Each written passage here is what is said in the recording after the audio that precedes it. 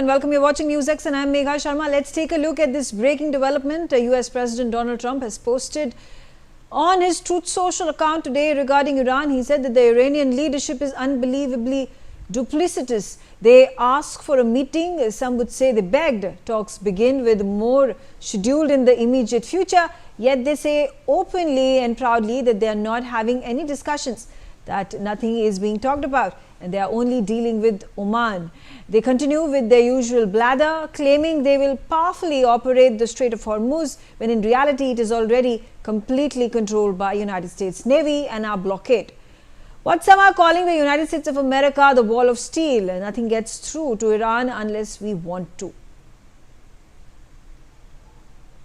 Arzu says on the telecast with me. Arzu, shed more light into this Truth Social post that has been made by US President Donald Trump. This of course comes in wake of the very strong statement that has come from Iran, negating the claim that was made by United States and particularly US President Donald Trump that there were indeed negotiations, conversations that had started between US and Iran.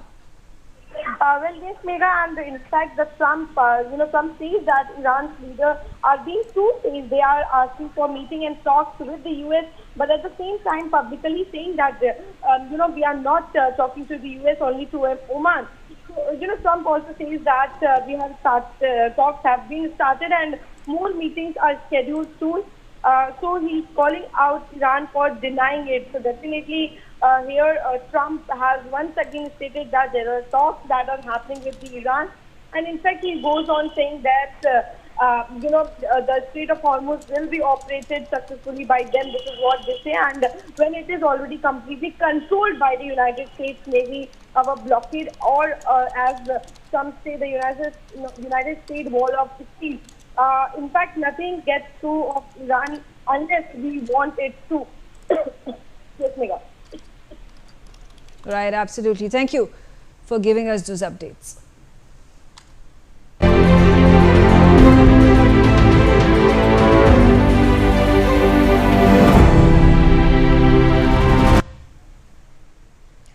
Welcome back.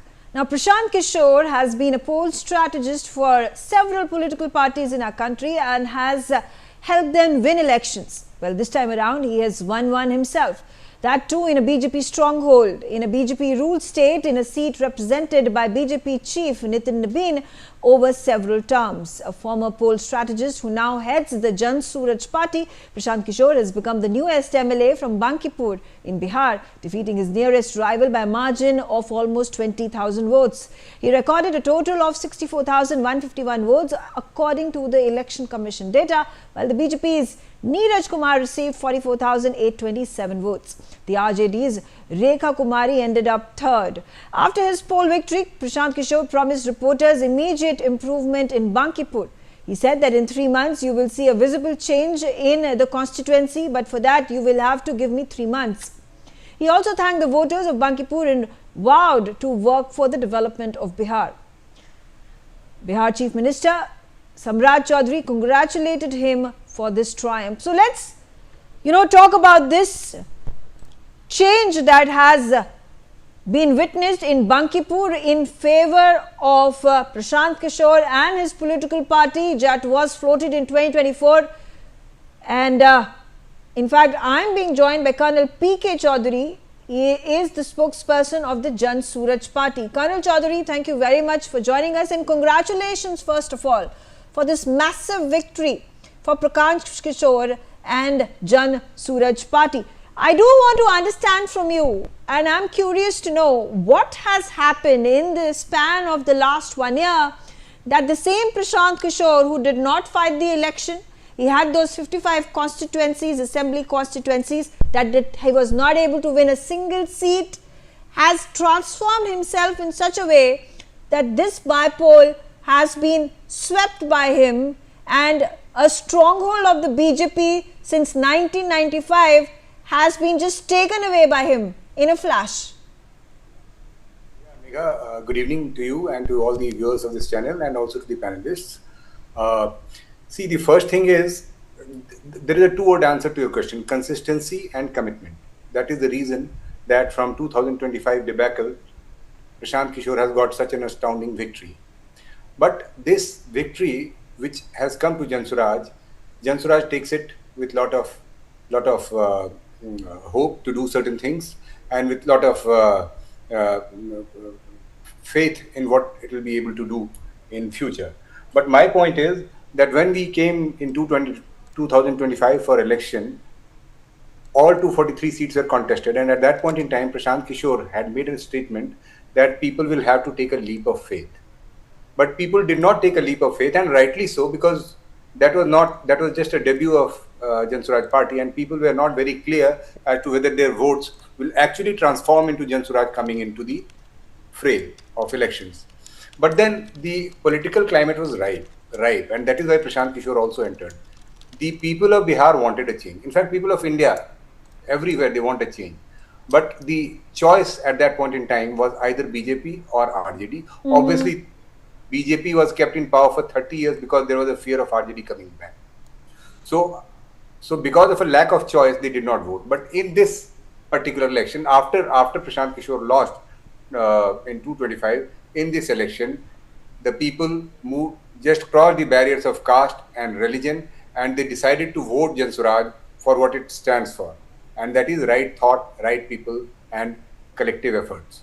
Okay. So I feel that people have opted for a change. Today, after winning the election, Prashant Kishor also made a statement that the people of Bihar are not happy with the appointment of the BJP. Samrat Chaudhary is not the leader that the people of Bihar want. They want development, they want empowerment, they want jobs, they want welfare of the state of Bihar. But he says, Prashant Kishor claims that Samrat Chaudhary will not be able to deliver. What is the reason for the anger that Prashant Kishor expresses against Samrat Chaudhary?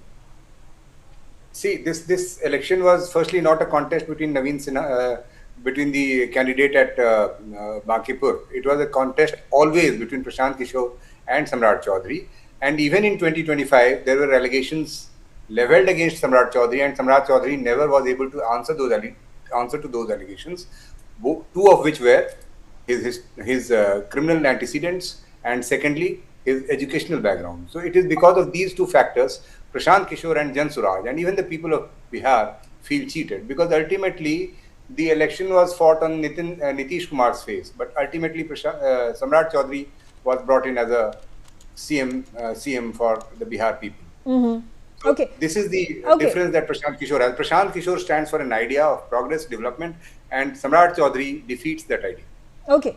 I'm also being joined by BJP spokesperson Sangeeta Singh. Sangeeta, what happened in this Bypoll in Bankipur, a constituency that has been won by the BJP, that has stayed with the BJP since 1995? You see, Nitin Nabeen being made the president, he has relinquished his post after winning the election in Bihar, given the Rajya Sabha seat, and that seat has gone away to a party that has just been floated 2 years ago. Good evening to all my panelists and the viewers. See, we respect the mandate of the people of Bankipur. In a democracy, voters are the supremo, and we will come very carefully analyze the reason for this result and always work hard to regain the confidence of the people. Maybe some reason will be there. That is the reason we will analyze. We will sit together, analyze what is the reason why we lost this seat.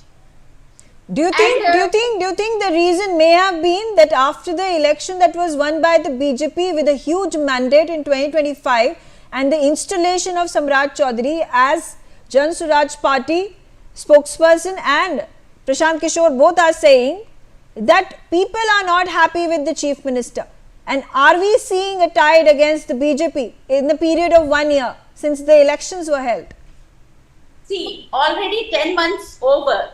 And whatever the work he is doing, our respected CM, whatever work he is doing for the welfare of Bihar, it's amazing. Oh, in all the field, even in the education field, in a business field, or in a industries field, all the field is doing a wonderful job. So we cannot blame like that. But Rome has not built in a day. It takes time. If they will blame, that is, they are very excited after getting one seat. I think they should be not very excited. Let it be. They should be calm and analyze why only one. You can. But do you think a seat that has continuously been won by the BJP, and I again say since 1995, you have been, this is your bastion, and they have entered your bastion and wrested control of that one. You know, maybe it would not have mattered as much if it was a bypoll election for a constituency where BJP does not have such a stronghold. The very fact that it is a constituency that has been governed by the BJP for so many years, for decades together, that this hurts BJP more than anything else. No, I told you before also, na? Definitely we will very carefully, we will analyze why we lost this seat, what was the reason, why, because we are working for people. BJP is a party who works for the people, who stand for the people. So why we lost this seat, we have to analyze. Okay. And after Okay, all right. Let me also get in RJD spokesperson Ajay Yadav. Thank you very much for speaking to us, and let's hear it from you with regards to a very compromising situation that RJD finds itself. You know, the default opposition tag that the RJD has been carrying all this while seems to be now not working for the RJD, but because now talks are rife that with this very fast ascent of Jan Suraaj party, it will be very soon that Prashant Kishor will be sitting in the chair of the leader of opposition in the Legislative Assembly. I do not understand how you say a fast ascent. Prashant Kishor is the only member from Jan Suraaj who is in the Vidhan Sabha or the Legislative Assembly. To become the member of, to be a leader of opposition, I mean, he needs to have MLAs. As of now, Tejasvi Prasad Yadav is leader of opposition, and you never know in the next election in 30 what will happen. Whether BJP will be in power, Tejasvi Prasad Yadav may be in the government and may not be the leader of, not be in the opposition. Maybe in that case, Prashant Kishor can be leader of opposition. But as of now, whatever the situation is, Tejasvi Prasad Yadav is the leader of opposition, and the public, the voters of Bihar, the public of Bihar, even of India, they are not happy with the BJP, the way they have been moving forward with the students' protest, the brutality, the FIR cases which they have not yet withdrawn, the farmers' protest, the way BJP behaved, and as of now in Bihar, the encounters that is taking place, that is happening because of Samrat Chaudhary's order. So in general, people are not happy with BJP, and in this by-election, they proved it that although in 2025, if you look at the percentage of vote, it was, I think, 40%. But now it is just 34.1%. So as it is, people have not come out to vote because perhaps they were BJP voters and now no more interested, so they altogether did not vote. Of course, and this Bankipur, as you said, this was BJP's seat. From the past 35 years, BJP is continuously being elected as member of the Legislative Assembly from this seat. So it's okay for RJD. RJD, I think so, was never in Bankipur, at least for the past 35 years. It's a big loss to BJP that Nitin Naveen, who's the national president of BJP, he had to leave this seat to become the national president, and now he does not have the seat. He campaigned quite strategically in Bankipur, but look at the result. Since people, they are not satisfied by the method of BJP's working, and of course crime and cases against women are on rise. So people have somehow this time not voted for BJP and for Prashant Kishor. And of course, we were expecting better position, better result for RJD. We thought probably we would achieve success in the seat. It's sad that we lost, but then we are not going to leave Bankipur. We'll find out Okay. from the people. Okay. We'll try to Okay. All right. get All right. Do at you the think? root level to see how we could have Okay. won this seat. Okay. Let me also get Joyita Basu into the conversation. Joyita, do you at this point of time also see this as a sign that people are, looking beyond the dynastic and caste-based voting that happens, the Muslim Yadav vote or the upper caste vote, or are we at this point of time jumping to conclusions too fast? I think we are jumping to conclusions way too fast. If you look at the percentage of voting in this particular constituency, it was like 30 or 34%, which says nothing. In a Lok Sabha election, even in these constituencies, there at least 60% voting is kind of a given, more than almost double the number. So let's not jump. But at the same time, having said that, we cannot downplay what Prashant Kishor has achieved. It is a remarkable victory for him. And the very fact that he led throughout, it shows that very committed voter base. Because if you see, if say a major part of the electorate is not coming out to vote, so whose fault is that? Whose flaw is that? Is BJP's fault then? That is BJP's inability to bring its voters out, which shows that they were not working on the ground, that there was no organization, number one. So it is their flaw, major flaw. And so obviously people who wanted to vote for Prashant Kishor was able to mobilize that vote. So it is because of this that this victory has come. But having said that, to say that, okay, so BJP is gone from in India, for God's sake, just look at what happened in West Bengal. How many months ago? I think 2.5 months ago, 3 months ago. We all saw what happened in those elections. Bihar has not even been 1 year, I think. When was the Bihar election held? It's less than a year. So frankly, these are cases. But yes, I do agree that this comes across as Prashant Kishor emerging as a viable alternative. And Okay. yes, I would say the caste and the family-based parties should be worried because, and of course, which means RJD, Congress, all these parties, because Prashant Kishor is an alternative now as of an opposition phase. Okay. And of course, BJP needs to work harder. Okay. Advocate Manasvi Thapar, let's hear from you. Do you think BJP became complacent? Simply because you've been winning the seat for decades does not guarantee that you're going to win it every single time.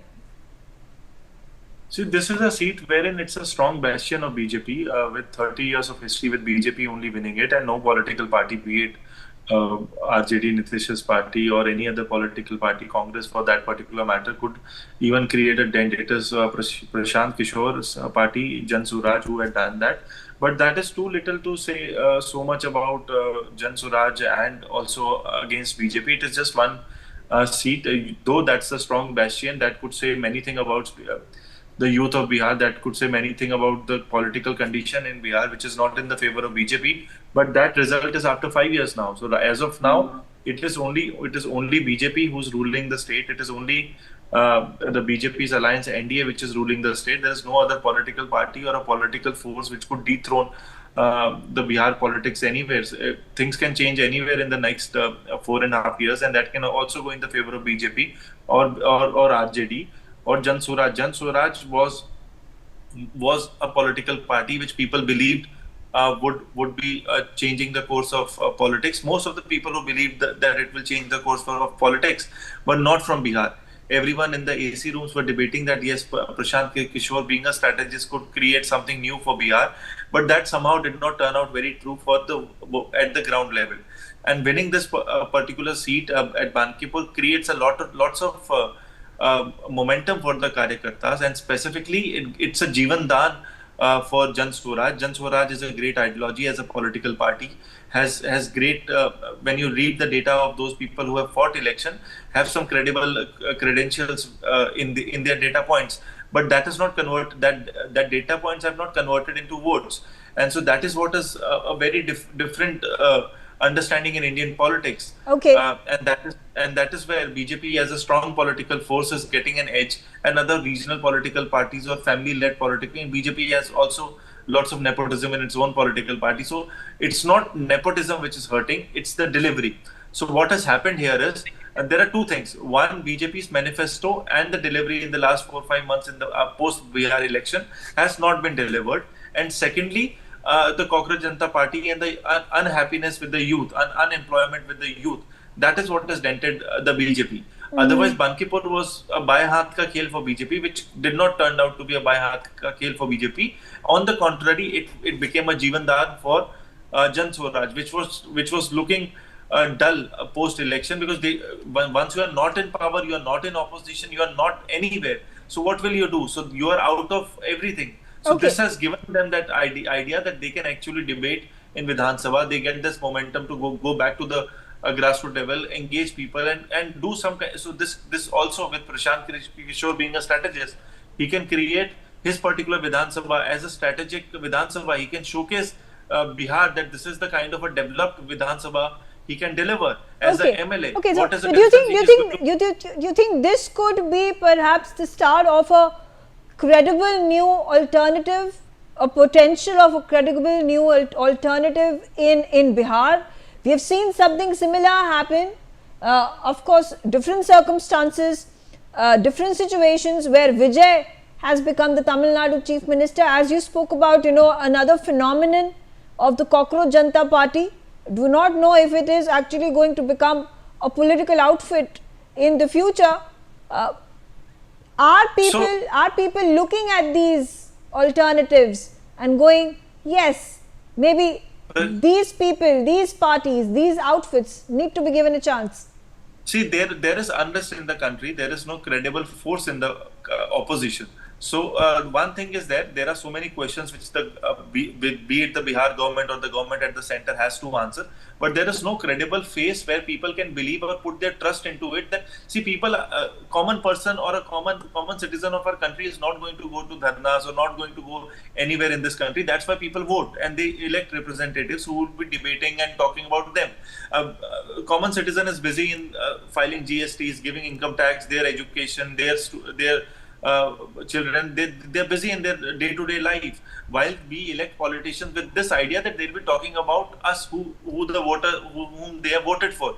But what has happened is, right now, because of the lack of opposition credible faces, people don't know where to trust. So that's why the single largest party becomes the BJP, because we don't know who the opposition person we are going to vote for is going to be trustworthy. So that's why people have been voting and trusting BJP on the face of Prime Minister Narendra Modi. And with this Cockroach Janata Party coming into play, what has happened, that credibility of BJP and Prime Minister Narendra Modi has also lost its sheen. They have not lost, the people of India has not lost the trust completely, but the sheen of that trust has been lost. And that is where the vacuum can be built up. But right now, I don't see any political party, one particular victory in one particular MLA seat is not a victory of entire India. So I think it's too little right now, but I think that churning is happening right now. Anyone who can become a credible leader, anyone who can have that credible force with him, can take up against Prime Minister Narendra Modi. Then, because the questions are so much, there's so much to talk about, there's so much to debate about. Lastly, I remember before this CJP protest, there was a huge merger and acquisition happening in Indian politics.